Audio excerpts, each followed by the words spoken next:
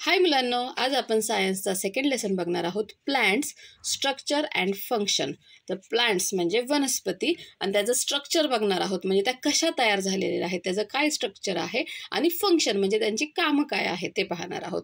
Let's recall. तर मागचं काही आठवूयात. What helps us to easily identify the plants around अस.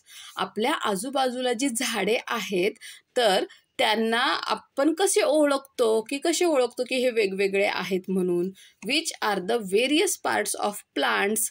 आणि वनस्पतींचे वेगवेगळे भाग पार्ट्स कोणते कोणते आहेत तर the root, stem, leaves, flowers, fruits, etc. of different plants are different.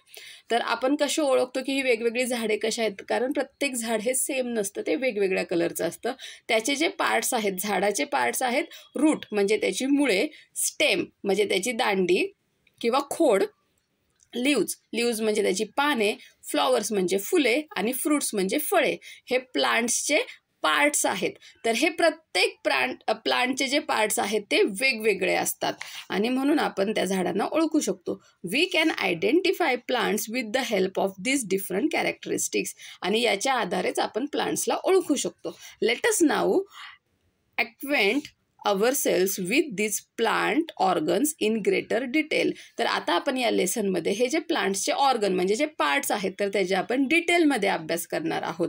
तर त्यातला फर्स्ट पार्ट आहे रूट म्हणजे मुळे. First, keep a moisten ball of crumpled paper in a conical flask. Conical flask माहीत आहे का तुम्हाला? तुमच्या सायन्स लॅबमध्ये असे कोन शेपचे काचेचे फ्लास्क असतात बघा. काचेचं एखादं भांडं असेल तर ते आहे कोनिकल फ्लास्क. तुम्ही कधी सायन्स लॅबमध्ये गेलात तर ते बघा. तर त्याच्यामध्ये एक तुम्हाला क्रम्पल्ड पेपर, क्रम्पल्ड म्हणजे चुरगळलेला कागद ठेवायचा आहे. आणि तो कागद कसा असला पाहिजे? मॉइस्टन म्हणजे तो कागदाचा तुम्ही बॉल बनवायचा चुरगळून आणि तो ओलसर असला पाहिजे आणि तो त्या कोनिकल फ्लास्कमध्ये ठेवायचा. Place some soaked mothballs or gram seeds in the flask between the paper and the glass wall. आता ते पेपर आणि त्या जो कोनिकल फ्लास्कची जी साईड आहे तर त्याच्यामध्ये काही भिजवलेले मटकीचे दाणे किंवा हरभऱ्याचे दाणे ठेवायचे आहेत आपल्याला.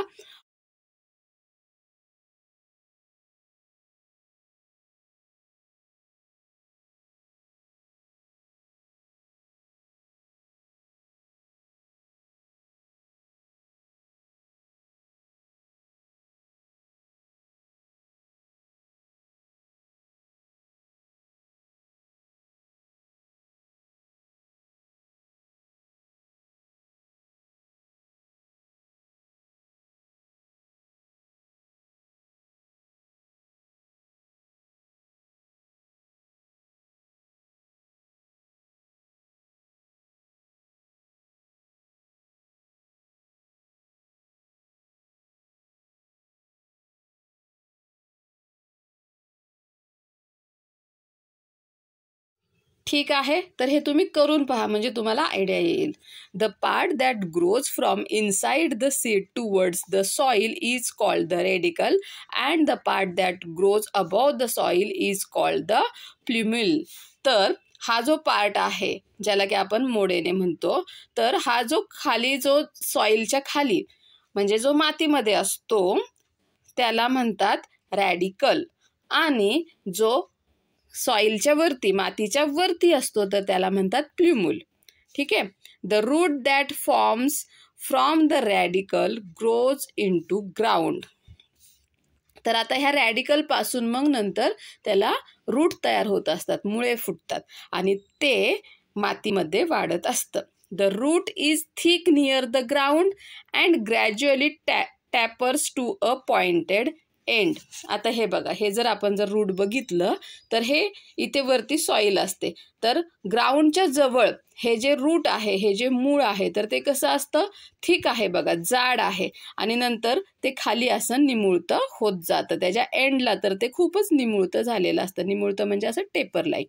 Okay. This part of the plant growing below the soil for support is called root. मग हा जो झाडाचा पार्ट आहे किंवा वनस्पतीचा पार्ट आहे जो मातीच्या खाली वाढतो आणि त्या ज्या वनस्पती आहे, त्या जे प्लांट आहे तर त्याला सपोर्ट देतो, तर त्याला आपण रूट असं म्हणतो. Roots of some plants produce secondary roots that grow obliquely and spread far and wide in the soil.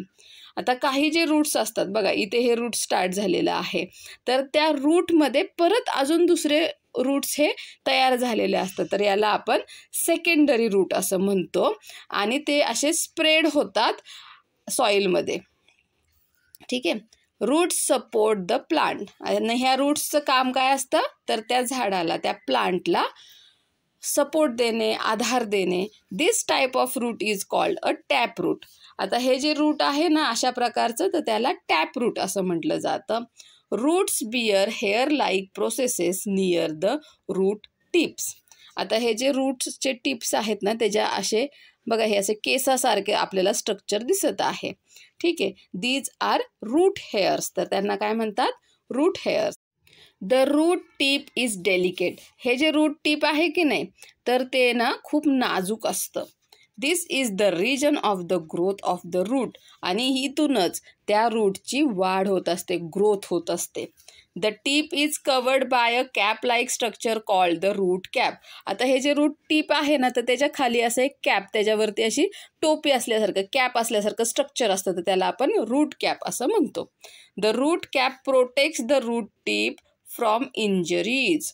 आता ह्या रूट टिपला काही इंजरी होऊ नये म्हणून ती रूट कॅप असते. कारण जर रूट टिपच खराब झालं तर मग ते झाड सुद्धा खराब व्हायला लागतं, म्हणून त्याला प्रोटेक्शन म्हणून ती कॅप असते. Second, take a glass jar and fill 3/4 of it with water. एक ग्लासचा जार घ्यायचा आहे अशा प्रकारे आणि तो कसा भरायचा आहे, 3/4 भरायचा आहे.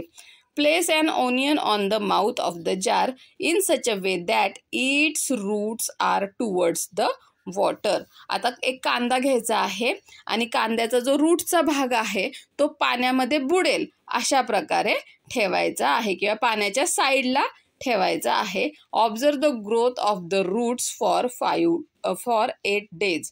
आणि 8 दिवस त्याचे जे हे रूट्स आहेत तर त्याची जी ग्रोथ होणार आहे तर ती तुम्हाला ऑब्झर्व करायची आहे, निरीक्षण करायचं आहे त्याचं. Thread like or fibre like roots arising from the stem are called fibrous roots. आता हे बघा, असे थ्रेड लाईक किंवा फायबर लाईक रूट्स तिथे आलेले असतात, तर त्याला आपण फायबरस रूट म्हणतो. बघा, हे जे असतं हे टॅप रूट आहे आणि हे जे आहे त्याला म्हणतात fibrous root. Thus, there are 2 main types of roots, tap roots and fibrous roots. समजलं? 2 मेन आहेत रूट्स. फर्स्ट आहे टॅप रूट आणि सेकंड आहे fibrous roots. Dicotyledonous plants have tap roots while monocotyledonous plants have fibrous roots. तर जे plants डायकॉटिलेडॉनस असतात म्हणजेच काय, तर त्याची जी सीड आहे ना तर तिचे 2 भाग होतात. डाय म्हणजे 2. ठीक आहे.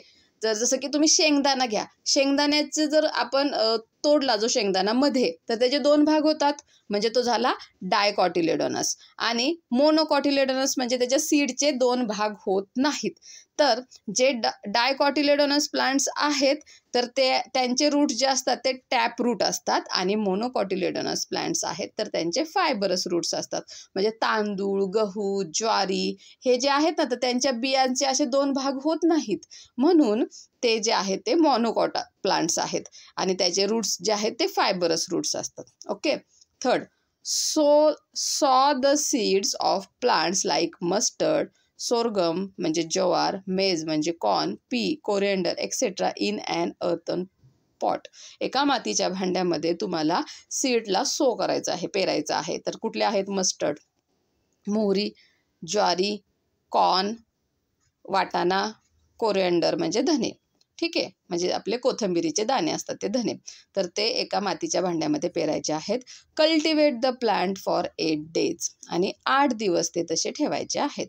Once the plant grows 15 to 20 centimeter high, uproot them carefully while the soil is moist and put them gently in a large conical flask containing water. आता थोडे ते मोठे झाले 15 ते 20 सेंटीमीटर की जेव्हा माती ओली असते तेव्हा त्याचे रूट हळुवारपणे अलगदपणे आपण उपटू शकतो. तर ते उपटायचे आहेत आणि मग एखाद्या कोनिकल फ्लास्कमध्ये ज्याच्यामध्ये पाणी आहे अशामध्ये ते ठेवायचे आहेत. The soil will get washed off without any harm to these roots. आणि मग ते पाण्यामध्ये भिजल्यानंतर त्याची जी माती आहे ती निघून जाईल आणि त्या रूट्सला काहीही त्रास होणार नाही. Observe the roots carefully to see which plants have tap roots and which one have fibrous roots. आणि मग तुम्ही त्याचे रूट्स ऑब्झर्व करा. त्याची जी माती निघून गेली की मग तुम्हाला टॅप रूट, हे बघा अशा प्रकारे टॅप रूट आहे का अशा प्रकारचं फायबरस रूट आहे हे तुम्हाला दिसून येईल. समजलं. नेक्स्ट पाहूयात. Plants like maize, sugar cane, sorghum have 2 types of roots. तर मेज म्हणजे कॉर्न जे आहे की नाही आपला मका, शुगर केन म्हणजे ऊस आणि सोरगम म्हणजे ज्वारी. तर याचे 2 प्रकारचे रूट्स असतात. Some roots are underground whereas some grow from the stem just above the soil. तर त्याचे जे रूट्स आहे ते काही रूट्स खाली असतात जमिनीच्या खाली, मातीच्या खाली, आणि काही जे असतात ते अगदीच त्याची जी स्टेम आहे त्याची जो खोड आहे त्याच्यावर थोडंसं सॉईलच्या वरती असतात. The latter are called adventitious roots. तर अशा रूट्सना आपण ॲडव्हेन्शियस रूट्स म्हणतो. Besides the normal functions like absorption of water and minerals, anchoring and supporting to the plant, roots perform some other functions too. आता ह्याला 2 टाईपचे रूट्स असतात ना. मग हे जे रूट्सचे नॉर्मल फंक्शन आहेत की काय करायचं, पाणी आणि मिनरल्स आहेत मातीतले ते ॲब्झॉर्ब करायचे, त्यानंतर सपोर्ट द्यायचा त्या प्लांटला, आणि त्याचे जे रूट्सचे फंक्शन आहेत तर ते करायचे. तर हे तर ते करतात, त्या व्यतिरिक्त अदर फंक्शनसुद्धा करतात. Root show some modification to perform these additional functions. आणि मग अशा रूट्सला थोडंसं मॉडिफाय व्हायला लागतं हे अशी वेगळी कामे करण्यासाठी. Some examples of such modified roots are aerial roots, stilt roots, runners, breathing roots, pneumatophores etcetera. मग हे जे मॉडिफाईड रूट्स आहेत तर त्याचे मग काय, ते काही एरियल रूट्स असतात, असे झाडावरून असे हवेतच ते पसरलेले असतात. स्टिल्ट रूट्स असतात, रनर्स असतात आणि ब्रीथिंग रूट्स असतात. हे मॉडिफाईड रूट्सचे एक्झाम्पल्स आहेत. 4. Take some water in small glass jar. एखाद्या काचेच्या भांड्यामध्ये पाणी घ्या थोडंसं. Put a plantlet in it in such a way that its roots are deep in water. आता हे छोटंसं एकटं रोपटं आणायचं आहे आणि त्याची मुळे, त्याचे रूट्स जे आहे ते पाण्यात बुडतील अशा प्रकारे ते ठेवायचं आहे. Mark the water level on the jar and add 5 ml of oil to the water. आणि आत्ता जे पाणी आहे आपण सुरुवातीला ते रोप ठेवताना तेव्हा तिथे एखाद्या मार्करने मार्क करून घ्यायचं आहे की किती पाणी आहे आणि त्याच्यामध्ये 5 ml ऑइल, तेल ओतायचं आहे. Record the water level on the next day. आणि दुसऱ्या दिवशी परत त्याची जी वॉटर लेवल आहे तर ती आपल्याला मोजायची आहे. Discuss your observation in the class. आता तुमचं काय ऑब्झर्वेशन हे तुम्ही करून पहा घरी. ओके, सोप्पा आहे, काही अवघड नाही आहे. हा तुम्ही घरी करू शकता. तर तुमचं जे ऑब्झर्वेशन आहे ते तुम्ही क्लासमध्ये डिस्कस करा.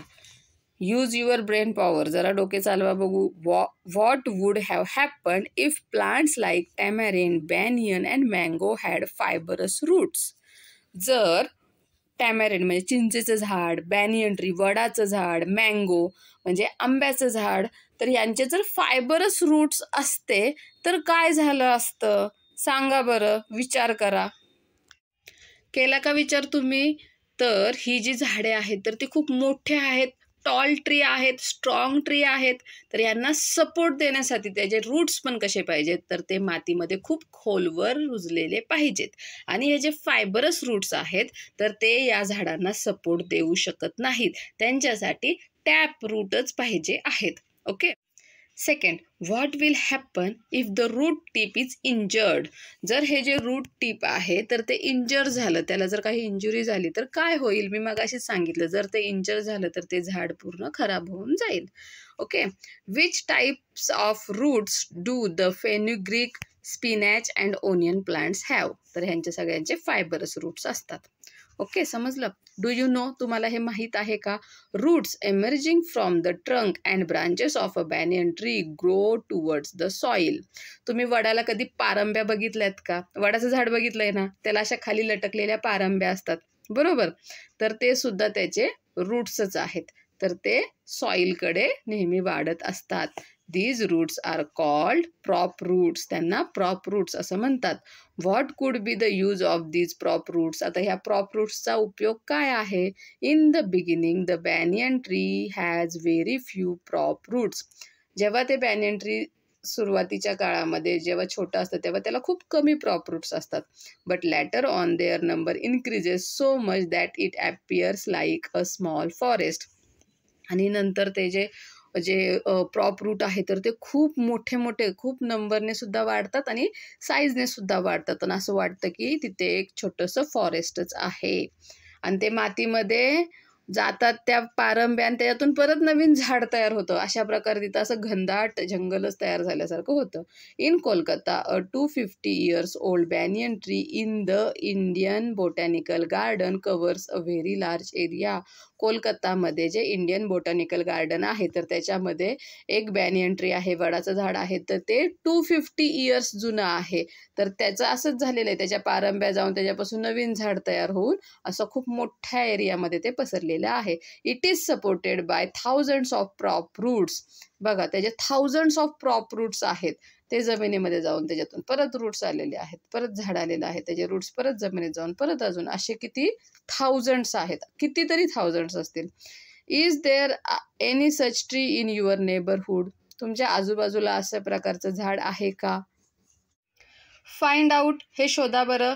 Why are the underground parts of plants like radish, carrot, beet and sweet potato thick, fleshy and swollen?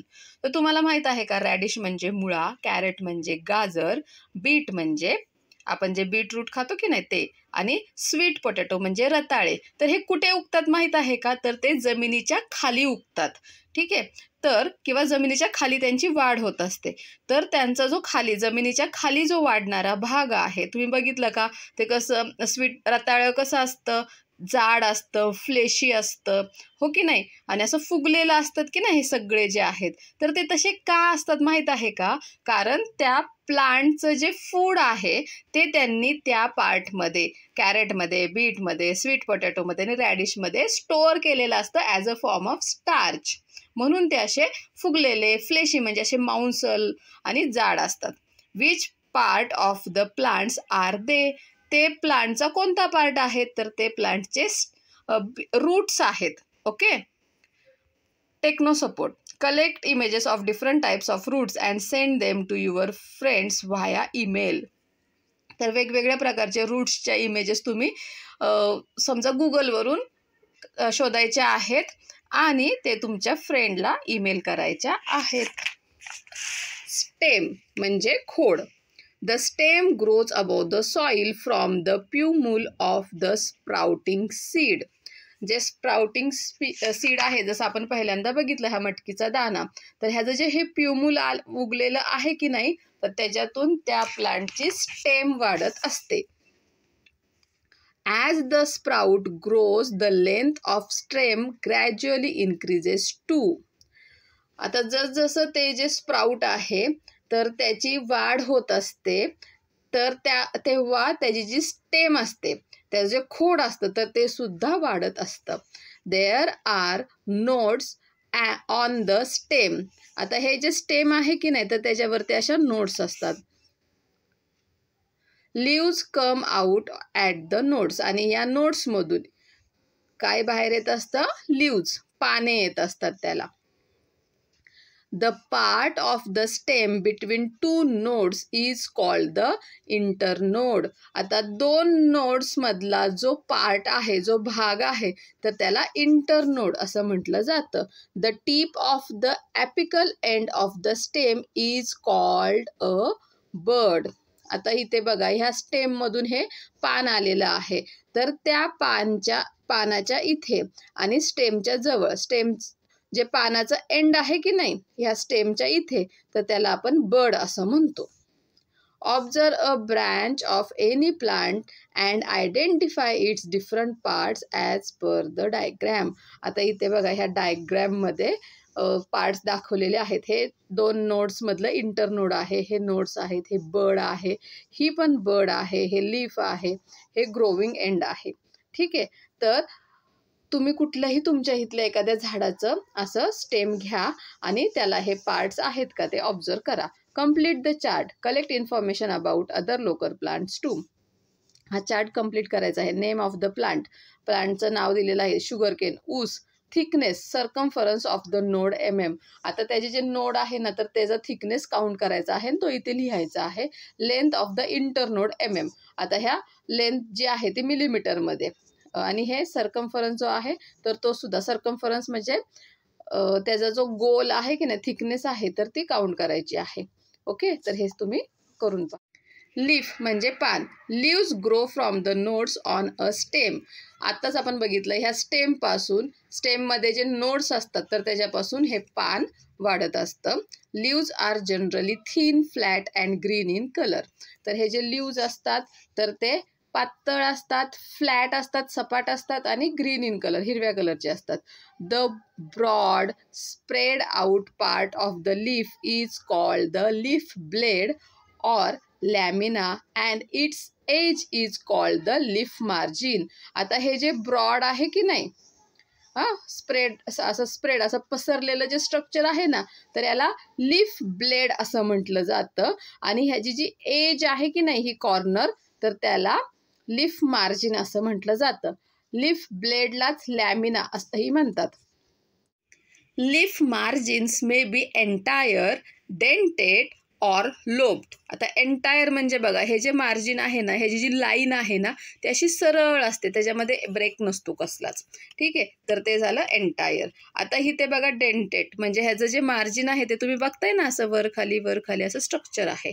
And lobed म्हणजे त्याच्या मार्जिनमध्ये खूपच डिफरन्स आहे असा, तर त्याला लोब्ड असं म्हणतात. आता इथे बघा, हे लीफचं स्ट्रक्चर दिलेलं आहे. त्याचे पार्ट्स ऑफ लीफ आहेत. Leaf base, stipule, petiole, leaf blade, mid vein, ही वेन आहे, ही मिड वेन आहे, ही मधली मेन वेन, आणि त्याच्यानंतर ह्याचे छोटे छोटे वेन्स आहेत. लीफ मार्जिन आहे आणि लीफ ॲपेक्स आहे. ओके, तर आता बघूया. The tip of the leaf is called the leaf apex.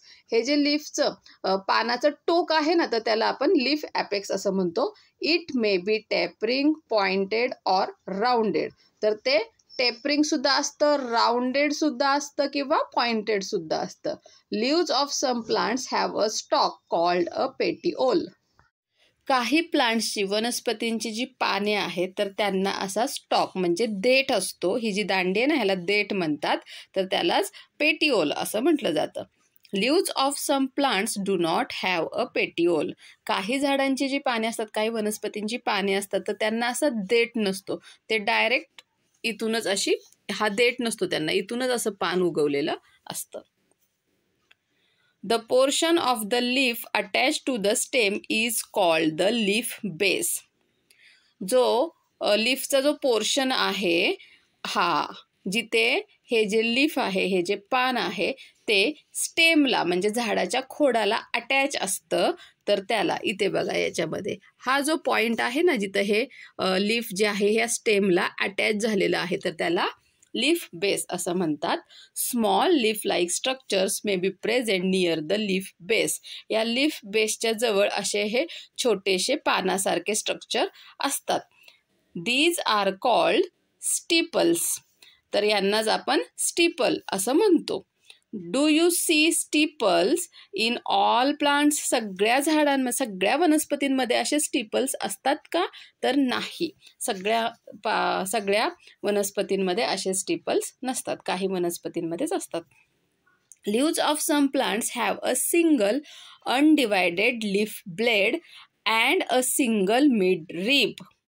काही झाडांची जी पाने असतात तर ते अनडिवायडेड लीफ ब्लेड असतात, म्हणजे असं प्लेन असतं. ह्याच्यामध्ये ह्या कशा वेन्स आहेत तर तशा नसतात, ते प्लेन असतं आणि फक्त मध्ये एक अशी सिंगल मिडरिब असते.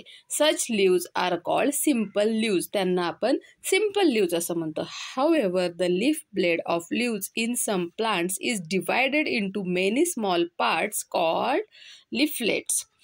आणि काही जी झाडांची पाने असतात तर ती जी आहे, त्यांचं जे लीफ ब्लेड आहे तर ते असं खूप साऱ्या त्याचं खूप सारं डिव्हिजन असतं स्मॉल पार्ट्समध्ये, तर त्याला लीफलेट्स असं म्हणतो.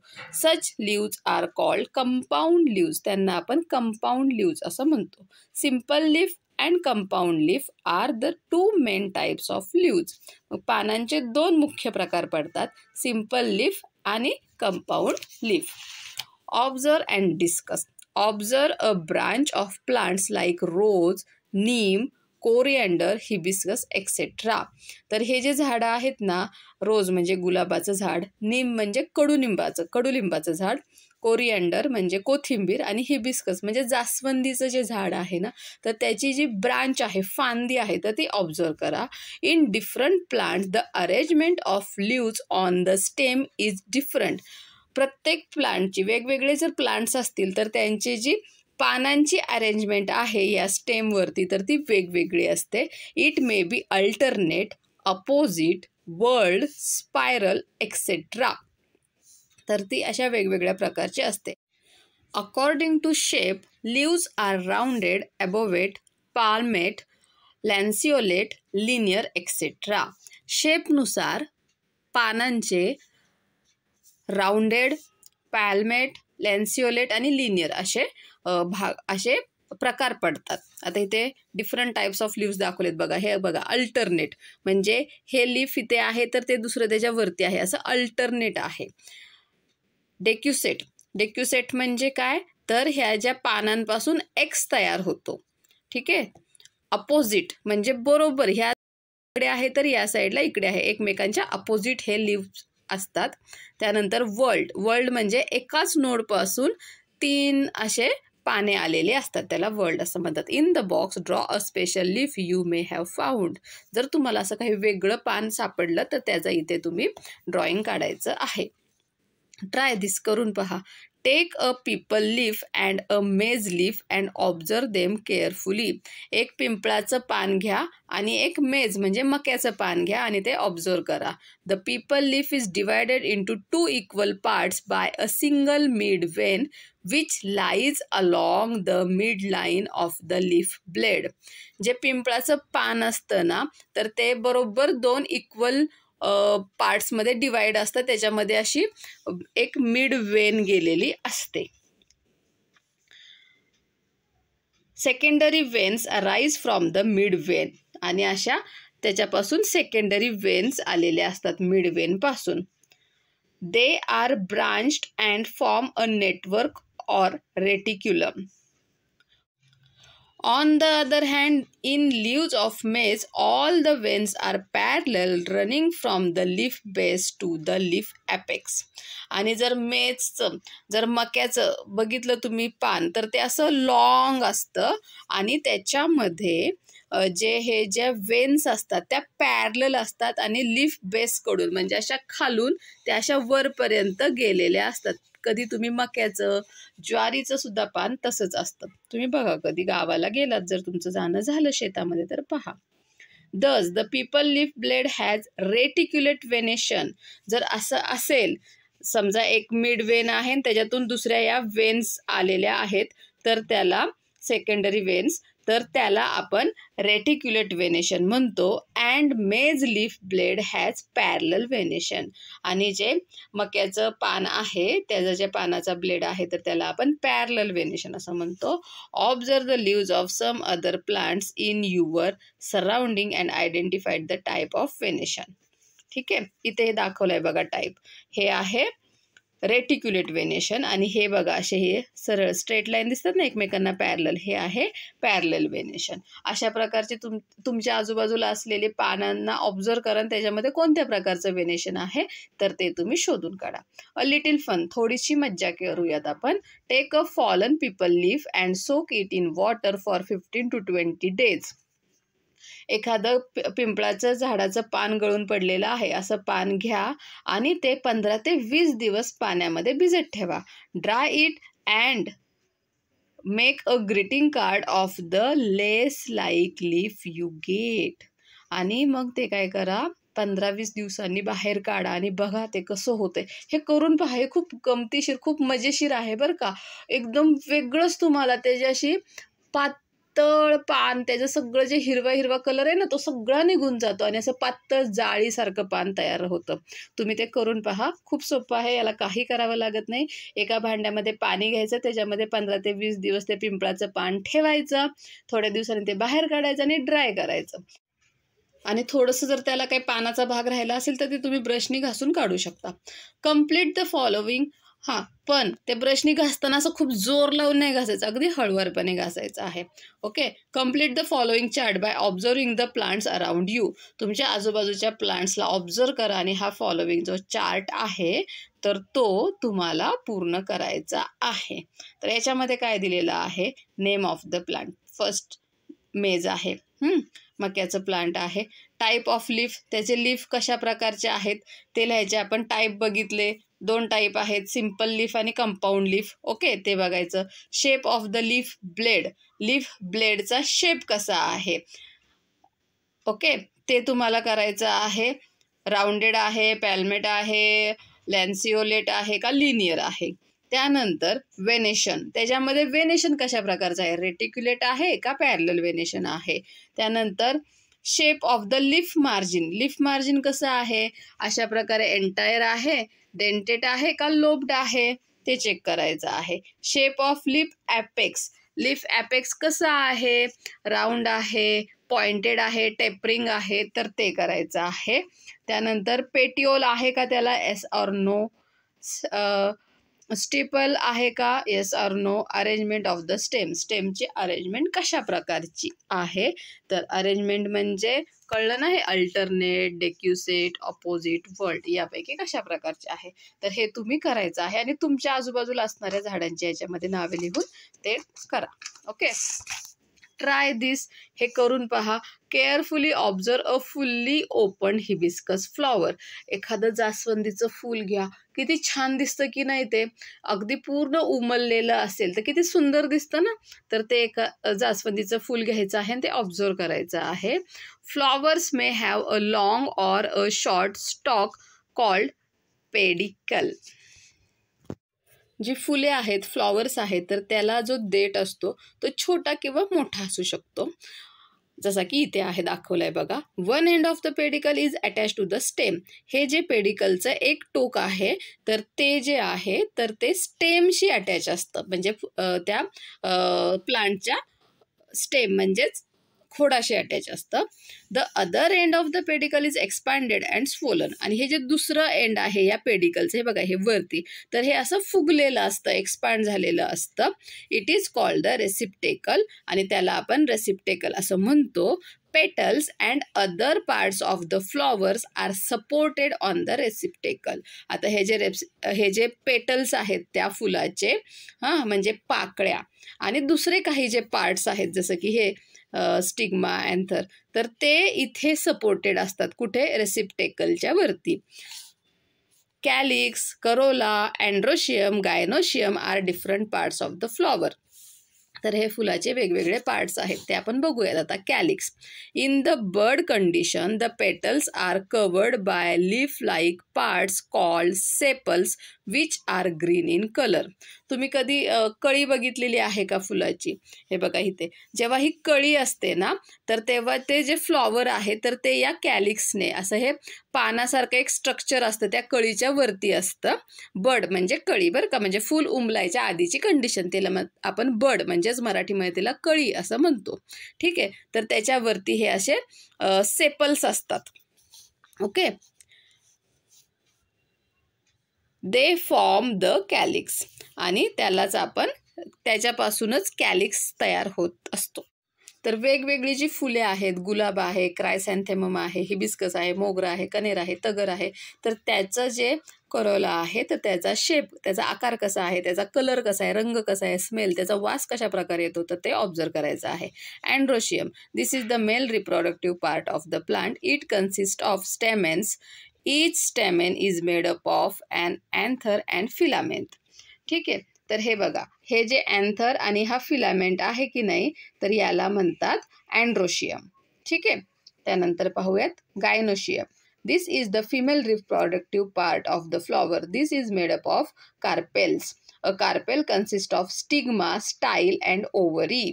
आता बघा ह्याच्यामध्ये हा स्टिग्मा आहे, ही स्टाईल आहे आणि ही ओव्हरी आहे. तर हे जे मिळून आहे ते कार्पेल होतात आणि ते गायनेशियमचाच भाग आहेत. Take a vertical section of hibiscus flower with the help of a sharp blade by cutting the flower vertically from stigma to the pedicel. आता वर्टिकल सेक्शन घ्यायचं आहे. वर्टिकल म्हणजे कसं, उभा भाग घ्यायचा आहे. एक झाडाचं फूल घ्यायचं जास्वंदीचं आणि ब्लेडच्या साह्याने असं ते वरून खालपर्यंत आपण त्याला कट द्यायचा आहे. वर्टिकल सेक्शन घ्यायचं आहे स्टिग्मा स्टाईल पासून ते पेडिकल पर्यंत.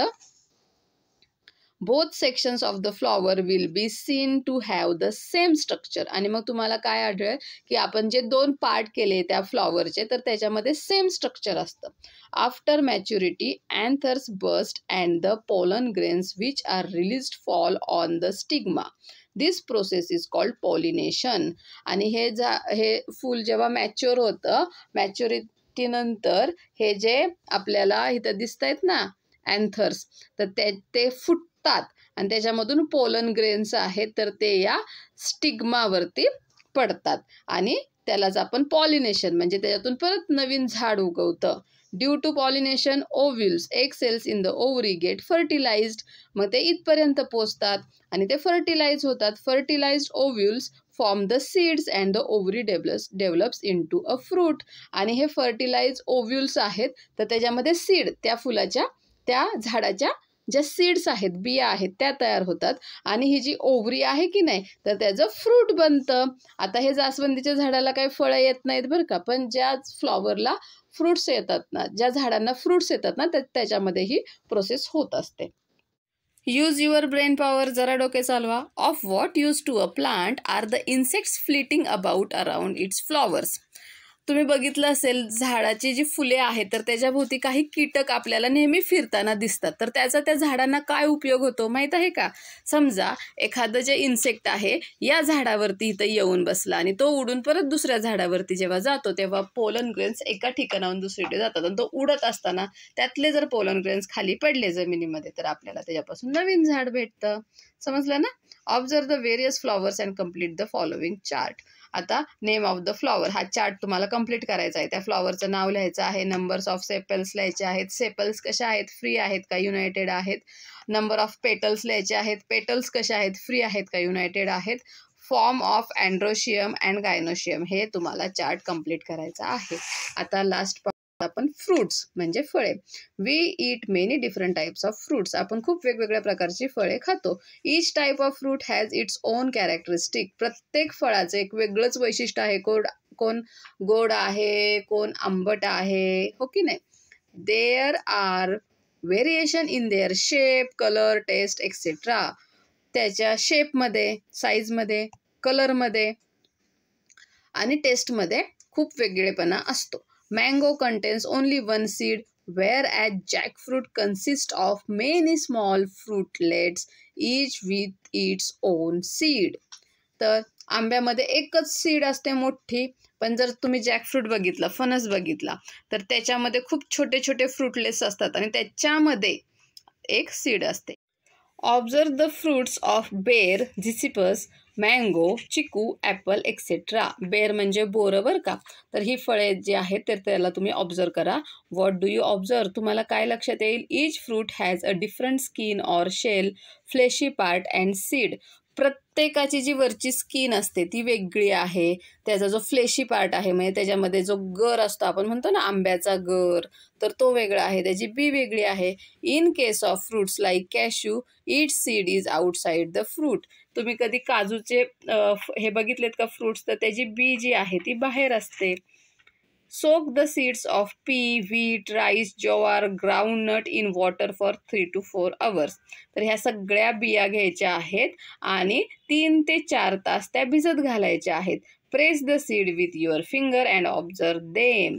आणि ती जी बी आहे ती तुमच्या बोटांनी दाबून बघायची आहे आणि ते ऑब्झर्व करायचं आहे. Which seeds get divided into 2 equal parts. की कोणती बी जी आहे तर ती 2 भागांमध्ये आपण डिवाइड करू शकतो किंवा 2 भाग होतात तिचे. Seeds which get divided into 2 equal parts are called dicotyledonous seeds. ज्या सीडचे 2 इक्वल भाग होतात त्याला आपण डायकॉटिलेडोनस असं म्हणतो. हे मी तुम्हाला आधीच सांगितलेलं आहे. Seeds which do not divide into 2 equal parts are called monocotyledonous seeds. आणि ज्या सीडचे 2 भाग होत नाही त्याला आपण मोनोकॉटिलेडोनस सीड्स असे म्हणतो. ओके, समजलं लेसन? Bye bye.